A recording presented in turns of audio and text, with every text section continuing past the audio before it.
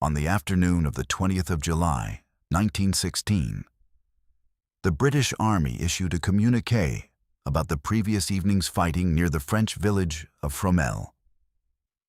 It read, in its entirety, "Yesterday evening, south of Armentières, we carried out some important raids on a front of 2 miles in which Australian troops took part. About 140 German prisoners were captured. That was the complete official account of what had occurred. 7,000 casualties in 14 hours, 5,533 of them Australian, 2,000 of them dead, 1 official sentence. Not one word about any of it." Tell me in the comments, had you ever heard of the Battle of Fromelles before today? Because what you are about to discover will make you question everything you thought you knew about how empires treat the men they send to die for them. Now let's go. To understand what happened at Fromelles, you must first understand what kind of summer 1916 actually was, and why the British command was making decisions in that summer that it could not have made in any other. The surface version of events is straightforward enough. The Battle of the Somme had opened on the 1st of July, 1916, and the British Army needed German reserves to remain dispersed along the Western Front rather than concentrating against the main offensive to the south. A diversionary attack somewhere in the north, large enough to alarm German commanders and small enough to be executed quickly, would serve that purpose. The logic was sound. The execution was not. The surface version does not tell you that on the 1st of July, 1916, the British Army had suffered 57,000 casualties in a single day on the Somme, among them nearly 20,000 dead. This was the largest single-day loss in British military history, achieved in an attack planned for months, prepared by a week-long bombardment of 1.5 million shells, and preceded by assurances at every level of the command structure that the German defenses were comprehensively destroyed. They were not destroyed. The men who had been told this and sent forward discovered it themselves, in the only way available to infantry attacking prepared machine gun positions across open ground. By the 5th of July, with 3 weeks of the Somme campaign ahead of him, and the early returns already suggesting the scale of what had gone wrong, General Sir Douglas Haig, Commander-in-Chief of the British Expeditionary Force, issued orders to his other army commanders to prepare attacks elsewhere along the front. His thinking, characterized throughout the campaign by an optimism that the evidence consistently failed to support, was that the German line on the Somme might break at any moment, and that when it did, attacks elsewhere would prevent the Germans from concentrating reserves to contain the breakthrough. He ordered the 1st and 2nd Armies to select frontages where they could attempt to penetrate the enemy lines and turn any retreat on the Somme into a general retreat along the entire Western Front. The orders were vague. They did not specify whether what was required was an artillery demonstration, a series of raids, a 2-division assault, or something in between. That vagueness was not benign. In the hierarchy that converted Haig's 5th of July instructions into what actually happened on the 19th, each layer of authority interpreted the available ambiguity in the direction it preferred. The result was not the product of any single act of negligence or dishonesty, but of an institutional culture in which optimism was rewarded, skepticism was career-limiting, and the gap between what commanders said would happen and what soldiers would actually experience was not considered relevant enough to close before the orders were issued. 50 kilometers north of the Somme, in the flat agricultural plain of French Flanders, the ground beneath Auber's Ridge had already been paid for in British blood once in this war. On the 9th of May, 1915, 30,000 British regular soldiers supported by 500 guns that fired 80,000 shells in 4 hours had assaulted this same sector of the German line. They suffered 10,000 casualties. They did not gain a single yard. The attack was abandoned at nightfall on the grounds that continuing it would be a useless waste of life. The commander of one of the two British divisions in that attack was Lieutenant General Sir Richard Haking. 14 months later, he proposed to attack the same ground again. The village of Fromelles sits roughly 16 kilometers from the center of Lille. The 6th Bavarian Reserve Division had held this sector since the autumn of 1914, building and reinforcing their defenses across 18 months of continuous occupation. They knew the ground with the accumulated intimacy of men who had lived in it through 2 winters and watched every Allied approach route from observation posts in the trees and the church tower behind their lines. When Haig's July orders arrived and the machinery of British military planning began grinding northward toward Fromelles, the Germans in those observation posts were watching. They had been watching for some time. Charles Bean, who served as Australia's official war historian and was present at Fromelles both during and after the battle, later described the evolution of the attack's planning in a single passage that stands as one of the most damning summaries of institutional failure in the history of Australian military writing. The operation had been suggested first by Haking as a feint attack, then proposed by Plumer as part of a victorious advance, rejected by Monro in favor of an attack elsewhere, put forward again by General Headquarters as a purely artillery demonstration, ordered as a demonstration with an infantry component added according to Haking's plan, and through his emphatic advocacy, almost cancelled through weather and the doubts of GHQ, and finally reinstated by Haig as an urgent demonstration. 7 distinct transformations. Each occurred because someone with authority pushed in a particular direction, and the institutional culture made accommodation easier than refusal. Haking presented his scheme to General Charles Monro, commanding the British First Army, on the 9th of July. He proposed a 2-division assault aimed at capturing Aubers Ridge, the high ground behind the German line. Monro rejected it. He was a cautious commander who calculated correctly that no great objective could be achieved with the troops available. The matter appeared closed. On the 13th of July, British intelligence reported that German formations had been transferring troops from the Lille area toward the Somme, depleting the forces opposite Audincourt. General Headquarters informed the 2 army commanders that a joint attack was now required around the 18th of July to exploit this weakening. Haking was ordered not to seize Aubers Ridge, but to conduct a bombardment heavy enough to simulate a major offensive, accompanied by a limited infantry assault on the German front line. His artillery allocation was subsequently cut to 215,000 shells.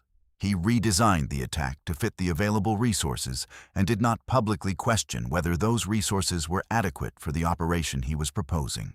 On the 16th of July, at British First Army Headquarters at Schock, Major General Butler, Haig's Deputy Chief of Staff, convened a conference at which he stated explicitly that Haig did not wish the infantry to attack at all, unless the commanders present were satisfied they had sufficient artillery and ammunition not only to capture the enemy's trenches, but to hold and consolidate them against counterattack.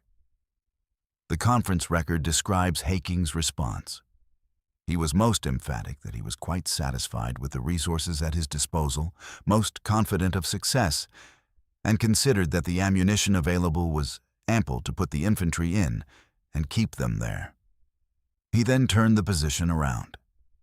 He argued that unless there was some real reason why his operation should not take place, the arrangements should stand as they were. Butler conceded. Haking walked out of that conference with what he needed. What he had actually said, in plain language that the conference record does not use, was that he would take responsibility for a set of conditions he could not verify. Wire-cutting adequacy could not be confirmed until the bombardment was assessed. Artillery accuracy could not be confirmed in a division that had been in France for less than 4 weeks. The ability of the infantry to consolidate captured positions could not be confirmed because most of that infantry had never been in a Western Front action. Haking certified all of these unknowns as knowns. The conference record accepted the certification. Rain fell heavily on the 16th and continued into the 17th, making registration of the heavy guns impossible and forcing the first postponement. A second followed. By the 18th, Haking was on the point of canceling the operation entirely, not because anything had been resolved about the wire or the infantry's readiness, but because the weather made the bombardment impractical. Then a message arrived from Haig. If weather permitted and all assurances still held, the attack should go ahead on the 19th. Haking confirmed they did. At 1915 hours on the evening of the 19th of July, he issued his final order. The ground that Haking's plan required the Australians to cross is not difficult to describe. Its properties were observable by anyone willing to walk to the front line and look. Several people had done exactly this and reported what they found. Their reports had produced a conditional approval rather than a cancellation, which meant that on the evening of the 19th of July, the conditions those reports described remained entirely unchanged. The Fromelles sector lay in the flat, low-lying plain of French Flanders, so far below the water table that any trench dug into it immediately flooded. There were no trenches here in the conventional sense. Both sides had built breastworks instead, walls of sandbags and earth constructed above ground level, because the ground itself could not be excavated. Attacking across this terrain did not mean climbing out of a trench and advancing over flat ground. It meant climbing over a parapet and descending from it into the open, with no concealment available from the moment of departure to the moment of arrival at the German breastwork, if arrival occurred. The feature that dominated the entire sector was called the Sugar Loaf, a German fortification jutting toward the Allied line in a salient, providing interlocking fields of fire along both flanks simultaneously. Concrete reinforced and built in depth, the Sugar Loaf could not be effectively attacked from the front. Destroying it required the divisions on either side to advance successfully first, collapsing the salient's flanks before the center could be assaulted. If either flanking division failed, the Sugar Loaf's guns would be free to concentrate on the entire Allied line of advance. In front of the 15th Australian Brigade, which held the line directly opposite the Sugar Loaf, no man's land was 400 meters wide. 3 distinct machine gun emplacements on the salient's western face were intact, operational, and positioned to cover every meter of that expanse. Aubers Ridge, rising only 40 meters above the plain behind the German positions, provided the observation platform from which German commanders could see every movement in the Allied lines. Their artillery had been registered on the Allied assembly positions. Their machine gun crews knew the ranges. Major Howard, one of Haig's staff officers, had inspected this ground on the 14th of July at the personal invitation of Brigadier General Elliott, who showed him the killing ground and the salient that dominated it. Howard reported what he had seen to Haig and to Harrington, the Second Army's chief of staff. Haig wrote his conditional approval.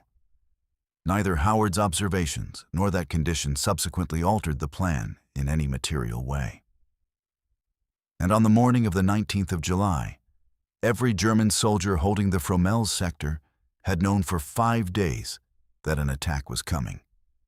Brigadier General Harold Edward Elliott was born in Victoria in 1878, studied law at the University of Melbourne, served in the Boer War where he earned the Distinguished Conduct Medal and a mention in dispatches, fought at Gallipoli, and built the 15th Brigade from its formation with a completeness of personal investment that men recognized and reciprocated without instruction.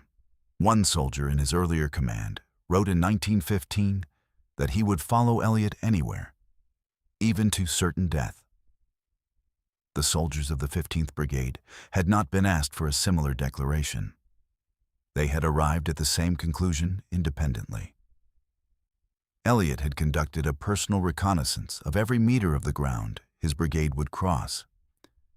He had inspected the sugar loaf, measured the width of no man's land, identified the intact machine gun emplacements, and catalogued the state of the wire. He had taken Major Howard forward and shown him precisely what the attack would require his men to do. He had then put his objections in writing in a document submitted through the command before the battle. His written protest did not rest on tactical abstraction. He compared the assault directly to the charge of the 8th Light Horse Regiment at Walker's Ridge, Gallipoli, the attack of the 24th of May, 1915, in which 734 men crossed 200 meters of open ground toward Turkish machine guns, and in 8 minutes and 30 seconds, 434 of them were dead or wounded. Elliot had watched that charge happen. He had watched it from a position close enough to see the men fall. He put that comparison in writing and submitted it to his superiors. He was overruled. The man who carried out the orders Elliot's superiors had issued was Major General James Whiteside Mackay, commander of the 5th Australian Division. Mackay was a lawyer by training and a politician by career. He had served as Minister without Portfolio in the first Federal Cabinet of the Commonwealth of Australia in 1901, entering military life through the citizen-soldier pathway and advancing through it with political connections that professional soldiers sometimes noted with less than complete neutrality. He was not a cruel man. He was, however, a man who had arrived at command through a process that professional soldiers did not share, and whose relationship to the men he commanded reflected the difference between administering a force and having grown up inside one. His division was the last of the Australian Imperial Force formations to arrive in France, completing its transit from Egypt in late June of 1916. Some assault battalions had been in the Western Front line for 48 hours when they were ordered to attack. The 60th Battalion, which would suffer the worst casualties of the entire assault, had never been in the front line on the Western Front at all. This last detail did not arrive by accident. The 5th Division had been assigned to the Fromelles attack, not because it was the most appropriate division for the task, but because the division asked first had refused. General Harold Walker, commanding the 1st Australian Division, battle-hardened at Gallipoli, already established on the Western Front, familiar with the sector and its conditions, refused to commit his men to an operation he assessed as insufficiently prepared. For a British officer, refusing a corps commander's request of that kind would almost certainly have meant immediate relief from command. Walker was Australian. He was not relieved. He was simply noted, and the operational requirement was redirected to the 5th Division, which had been in France for 3 weeks, whose assault battalions had measured their Western Front experience in hours, and whose commander lacked the combination of institutional standing and combat-proven authority that would have allowed him to mount the same refusal. Walker's decision had not prevented the attack. It had relocated it onto men who were precisely as unprepared as everyone in the command structure already knew. The men who would carry that relocation forward came from Victoria and New South Wales, farmers and miners and schoolteachers and tradesmen, men who had enlisted in the months after Gallipoli, when recruitment was at its peak and the AIF was expanding with a speed that its training programs could not match. Corporal Charles Moore wrote home on the 16th of July that something would be doing shortly and that yours truly would be in it. He said he would write again when the stunt was over, providing everything panned out. "Don't forget to write soon, Charlie," he added. He was killed on the 19th. Private Downey Dodd, also on the 16th, wrote that there was some big movement in contemplation and that they were all being held in readiness. He was killed on the 19th. Major Roy Harrison wrote to his fiancée Emily in the days before the attack that by the time the letter reached her, the result would be known, and that it was a most pitiful thing to see the men going about happy and ignorant of the fact that a matter of hours would see many of them dead. Harrison was killed on the 19th. On the morning of the 19th of July, a photographer named Charles Henry Lorking took a photograph of men of the 53rd Battalion waiting in their trench to don their equipment for the attack. 3 men in that photograph came out of the action alive. All 3 were wounded. Joseph Davis DePass. Joseph was 16 years and 1 month old. He had enlisted at 15 by lying about his age. He was killed on the 19th of July, 1916, the youngest Australian Jewish soldier to die in the First World War. Sergeant Les Martin, who survived the battle and was asked about it afterward, remembered the bombardment with the particular clarity of a man who understood he would carry it permanently. From approximately 11 in the morning until 6 in the evening, he said, there was not a space of a second's duration when some of the guns were not firing. The noise was total, not merely loud, but physically present, something that pressed against the body rather than simply entering through the ears. From the Australian forward positions, observers could see what the bombardment was producing. Ragged gaps appeared in the German breastwork. Earthworks collapsed. The smoke was continuous. In the sector facing the Sugarloaf, the damage was not continuous. Aerial observers confirmed at 2:30 in the afternoon that at the apex of the Sugarloaf itself, the enemy's defenses did not appear greatly damaged. Certain parts of the wire entanglement, especially opposite the 15th Brigade, had not been cut. The report was accurate. It was also slow. By the time relevant commanders received its contents, the afternoon was past 5 o'clock. The attack was 50 minutes away. Nothing in the system could stop it. The German response to 7 hours of bombardment had not been passive. German commanders who had been watching Australian preparations since the 14th of July had registered their own artillery on the Allied assembly positions with the deliberate precision of men given 5 days to do so. From mid-afternoon onward, German shells fell into the communication trenches and breastwork bays, where the assault battalions were packed and waiting. Some Australian artillery, so recently arrived that its accuracy could not be relied upon, deposited shells into Australian positions during pre-assault registration. The confirmation Elliot had dreaded arrived at 5:10 in the afternoon. The wire west of the Lays River remained uncut, and 3 machine gun emplacements directly facing his men were operational and undamaged. He had known this already, from his reconnaissance, from the aerial reports, from forward scouts who had watched the German line throughout the bombardment. What the 5:10 communication gave him was official documentary acknowledgement of what he had been arguing since before the attack was ordered. He had argued. He had submitted his objections in writing. He had shown Howard the ground with his own hands. With 50 minutes remaining before his men were required to cross that killing ground toward 3 intact machine gun positions, the documentation of his objection was complete. Documentation was all it had ever been permitted to be. At 5:15, British soldiers of the 61st Division began moving into no man's land through sally ports. Narrow doorways cut into the breastwork at ground level. The doorways funneled men into single file.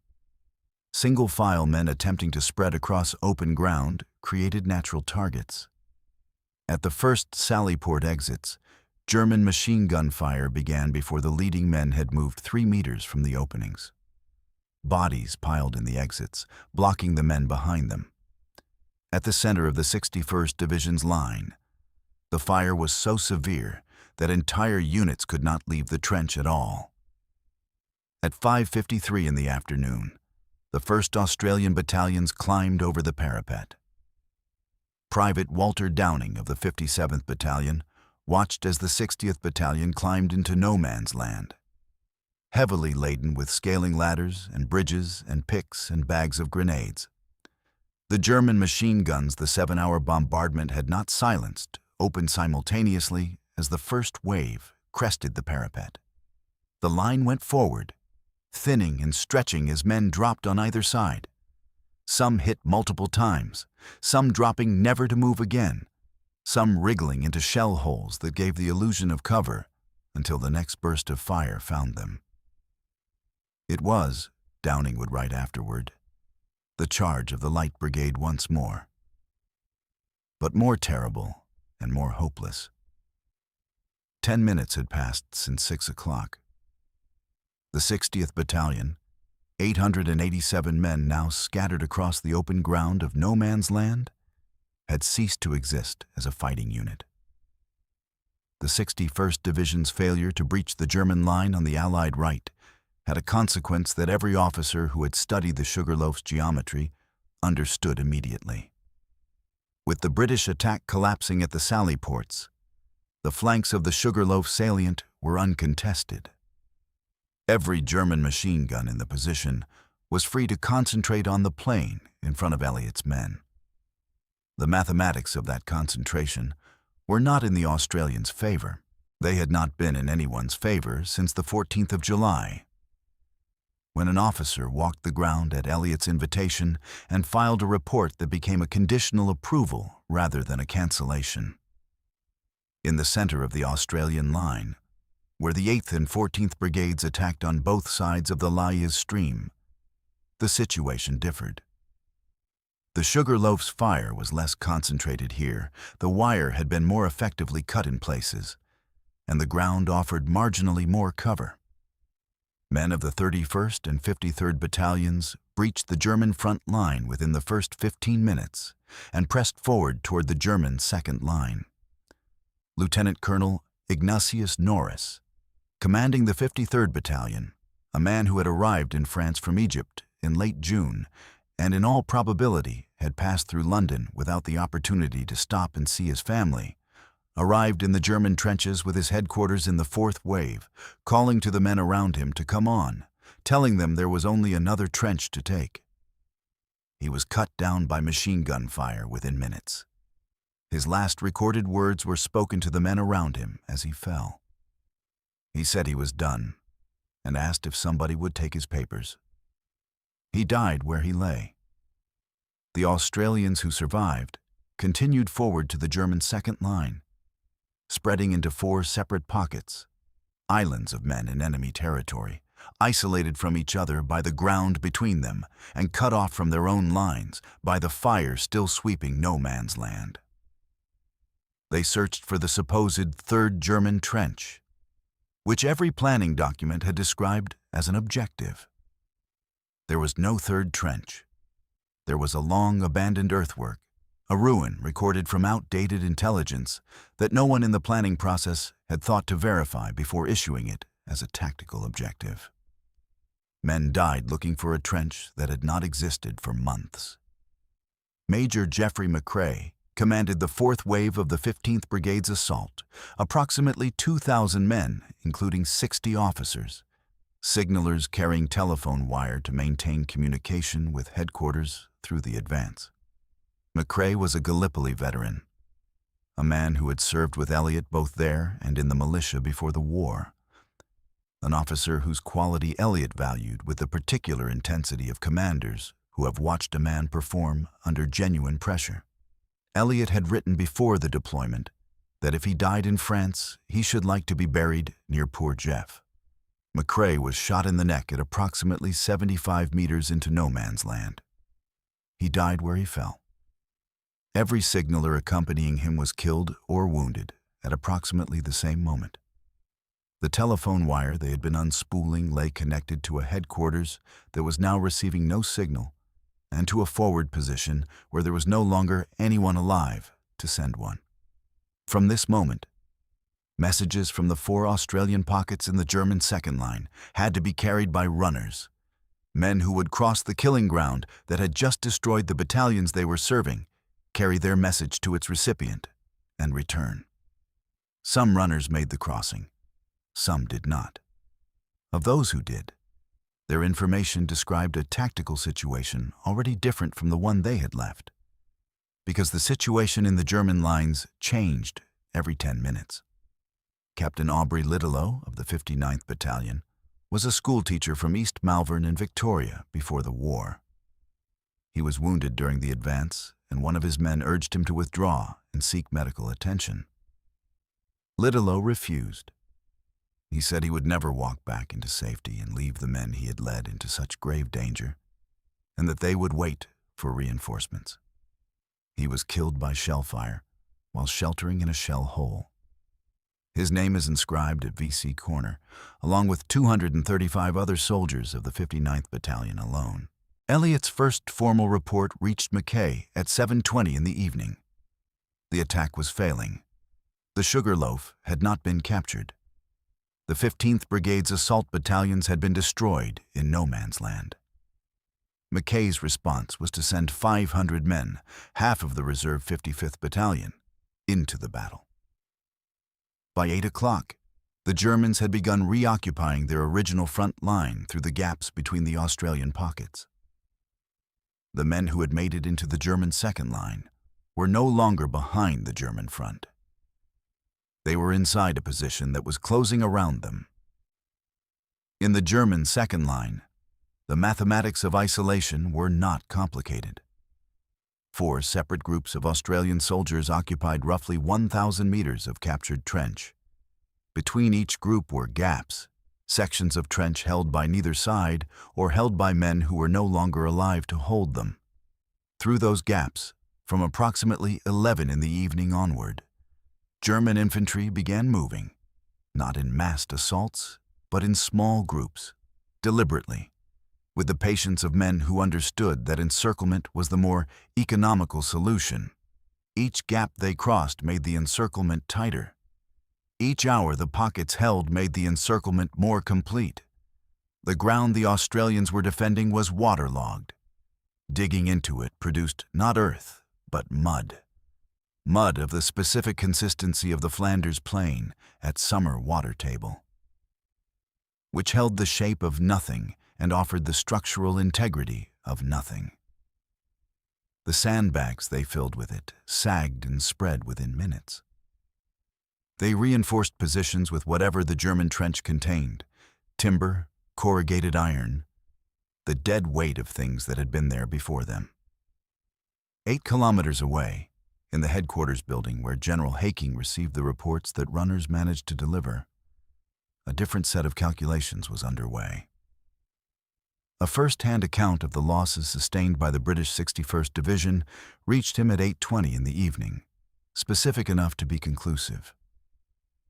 He cancelled the planned 9 o'clock renewal of the assault and ordered all troops withdrawn after dark. He did not immediately communicate this to the 15th Brigade.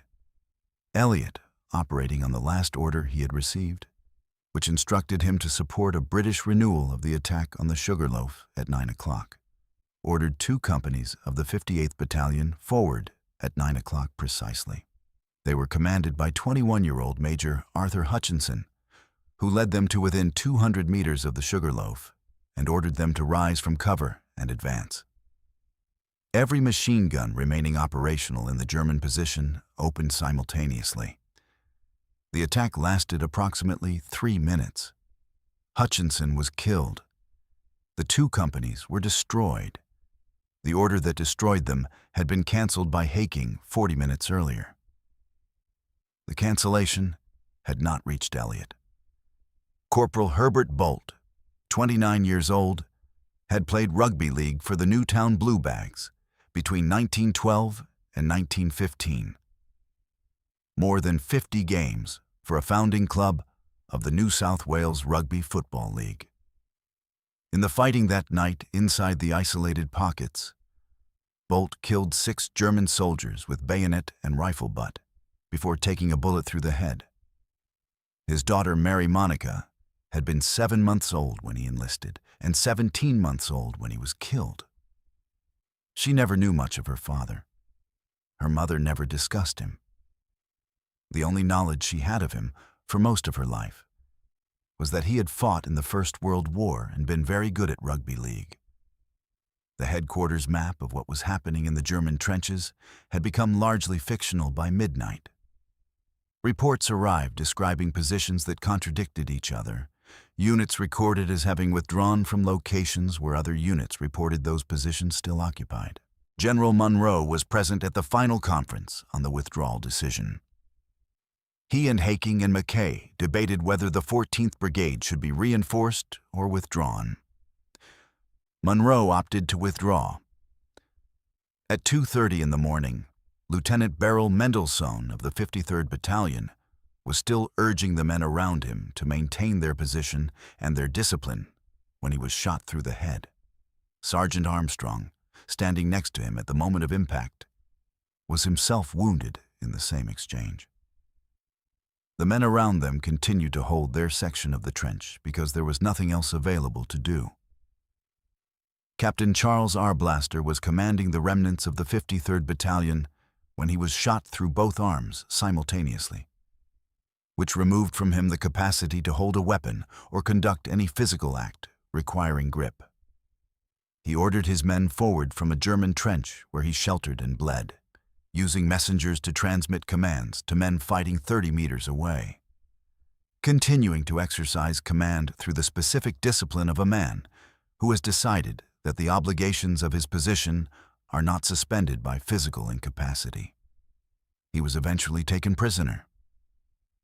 His men held their section through the night. The withdrawal order was issued at 5:15 in the morning of the 20th of July. The 8th Brigade and 15th Brigade received it at 6:18. The 14th Brigade's most forward positions received it at 7:50. The number of runners required to get that final message through is itself a measurement of the night, not in the language of doctrine or signals equipment, but in the count of men required to walk through machine gun fire before a command arrived at its destination. 8 runners. That is the distance between the headquarters and the men it was commanding. Sometime during the night, Australian engineers had been digging, not attacking, not defending, not carrying messages, digging shallow channels through no man's land. The minimum depth required to conceal a man crawling on his hands and knees, pushing through the waterlogged Flanders soil toward the German front line. The men who dug those channels are not named in the records that have survived. They dug in darkness, under German observation and fire, in ground that resisted the shovel and filled back in as fast as it could be cleared. What they produced was barely adequate and saved hundreds of lives. There is no monument to them specifically. Their work, the most practically consequential labor of the entire engagement, is recorded only in the observation that the surviving Australians were able to withdraw across ground that had been prepared for withdrawal. The retreat began in the early hours of the 20th and continued through the morning. Men who could move retreated through the improvised channels, or along slight depressions in the ground, or simply ran. Those who ran were shot at from behind. Lieutenant Colonel Cass, commanding the rear guard of the 14th Brigade's withdrawal, deployed his available machine gunners one at a time at covering positions, maintaining suppressing fire while groups of survivors moved back. Each gunner who held a position long enough to cover a sufficient number of withdrawing men became a priority target for the Germans watching from the ridge. Several became exactly that. By 9 o'clock in the morning of the 20th of July, 1916, the 6th Bavarian Reserve Division considered the battle won. The battle was over. General Tivey, commanding the 8th Brigade, reached the Australian front line as the survivors were coming back. He said nothing that was recorded. He wept. Charles Bean, who arrived at the old battlefield on the 11th of November, 1918, the day the armistice came into effect, walked across the ground of the old no man's land and found it, in his own words, simply full of their dead. The wounded who could not make the crossing back lay in no man's land. Some had been there since 6 o'clock in the evening of the 19th. By the morning of the 20th, some had been there for more than 12 hours. Some would be there for 3 days. They could hear the Australian front line from where they lay. They could, in some cases, hear the voices of their own companies, the accents of their own towns, the names of men they had trained with in Egypt. What they could not do was close the distance between themselves and those voices. The Germans offered a formal ceasefire to retrieve the wounded. This was not an unusual arrangement on the Western Front, and both sides had employed it in other sectors when the humanitarian calculation was obvious. General Mackay refused. His grounds were explicit.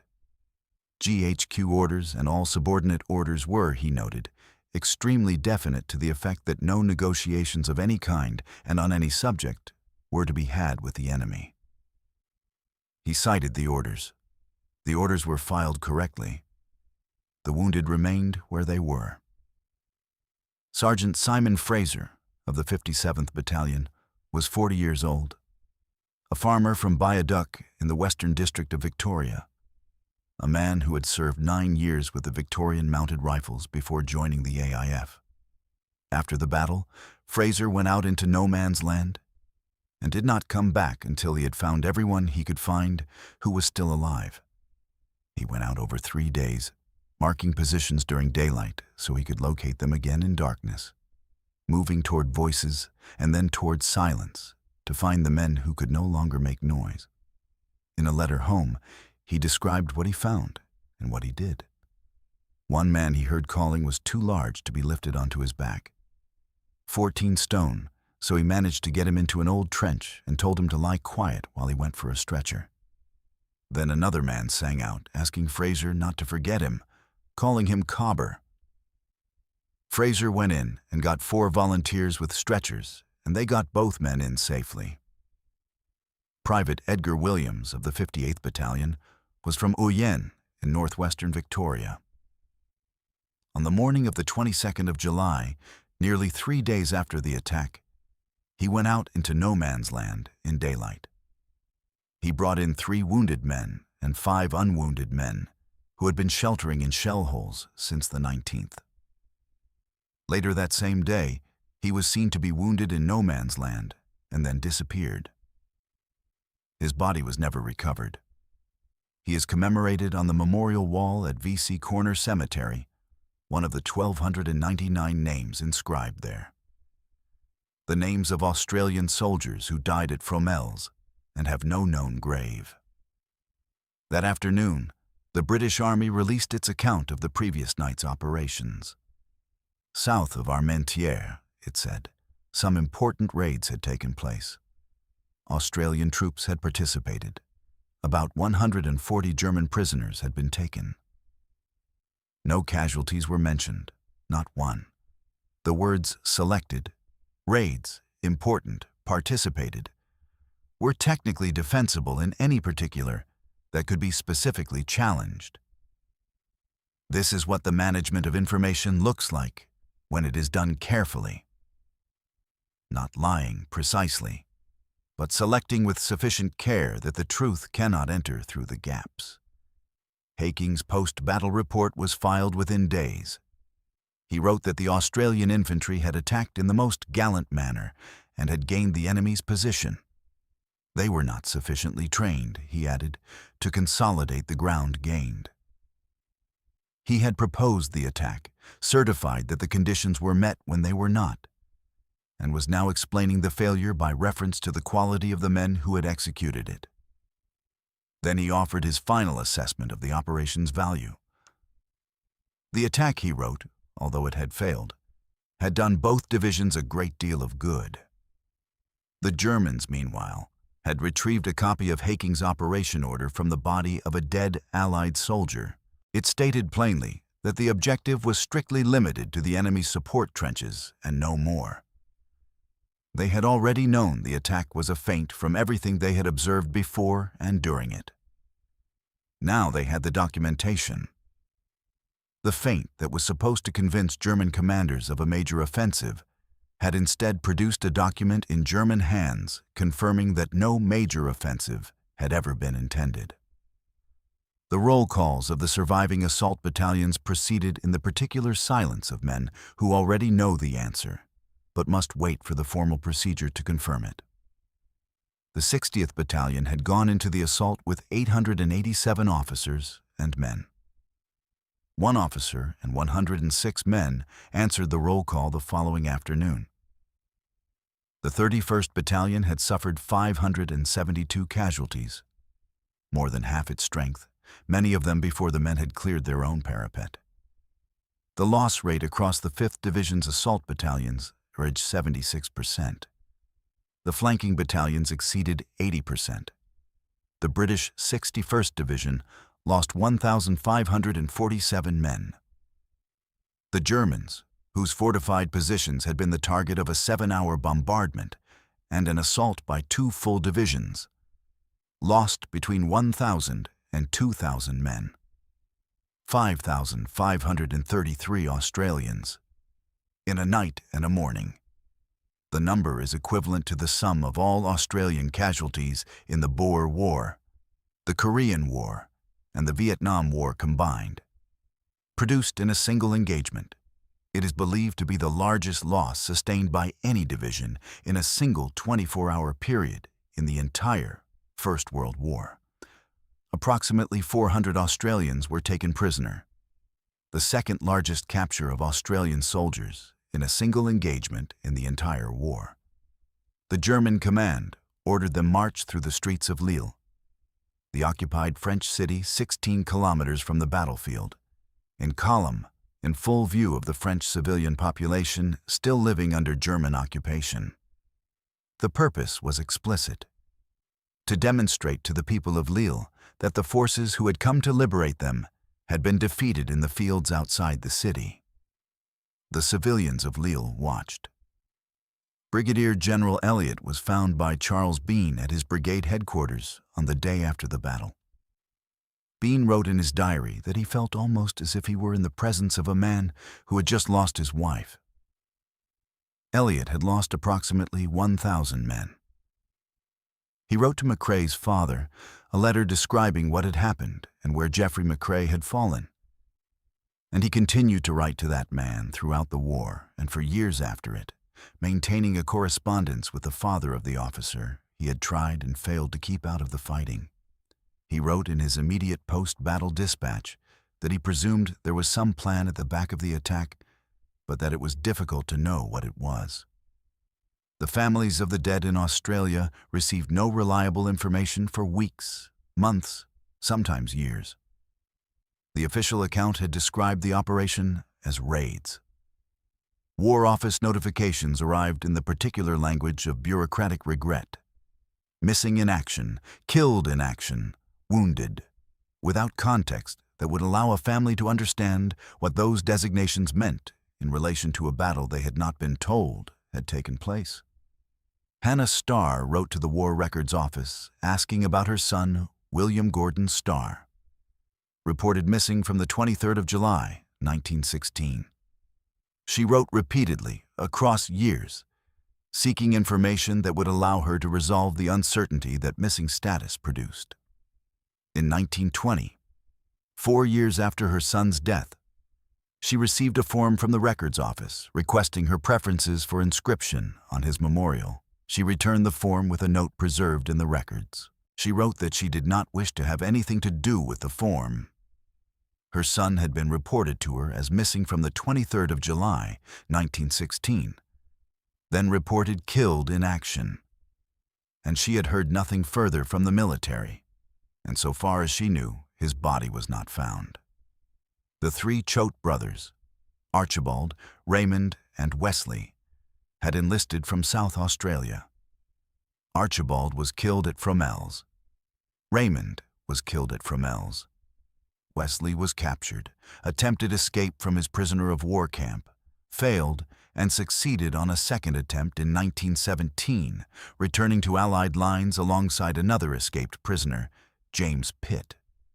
The men of the 5th Australian Division, when asked in 1919 to select the site for the memorial marking their division's wartime service, chose Polygon Wood in Belgium, the site of a battle they had fought and won in 1917. They did not choose Fromelles. The choice was deliberate and entirely understandable. Fromelles was the battle they called that Fleur Bay stunt, the name a soldier gives to something when institutional language has done its worst, and all that remains is the bitter diminutive. You make the thing small because making it large requires a capacity you no longer possess. For most of the 20th century, Fromelles occupied no significant place in Australian national memory. The cemeteries existed. V.C. Corner, constructed in the 1920s from remains gathered across the old battlefield, was unusual in being the only solely Australian cemetery in France, without individual headstones, a field of grass with a stone wall inscribed with the names of 1,299 men, whose remains lay scattered across the fields around it. The survivors of the 5th Division gathered annually, informally, without official recognition, on or near the 19th of July. These meetings are recorded in no national commemoration. They are documented only in one appendix of a book published many decades later. The private maintenance of a memory that the national narrative had not found a place for. Lambis Inglesos was a retired schoolteacher from Melbourne. In approximately 2002, he began researching the Fromelles missing, the 1,335 Australians listed as having no known grave, and following a chain of evidence that led through German burial records to a wood called Pheasant Wood, in the fields behind the former German lines, approximately 1 kilometer from the former Sugarloaf position. German records from 1916 indicated that mass graves had been dug there by German burial parties in the days after the battle. For several years, Inglesos' research was received by the relevant authorities with the specific skepticism reserved for amateur researchers who have found something that professional institutions have missed. He persisted. In 2007, sufficient evidence had accumulated to fund an archaeological investigation. Between May and September of 2009, excavations at Pheasant Wood uncovered the remains of 250 soldiers, Australians and British, buried by the Germans in 1916 and undisturbed for 93 years. Between the 30th of January and the 19th of February 2010, those 250 men were reinterred with full military honors at the newly constructed Fromelles Pheasant Wood Military Cemetery, the first cemetery built by the Commonwealth War Graves Commission in 50 years. Of the 250, 166 have been individually identified through DNA matching with living descendants. The work continues.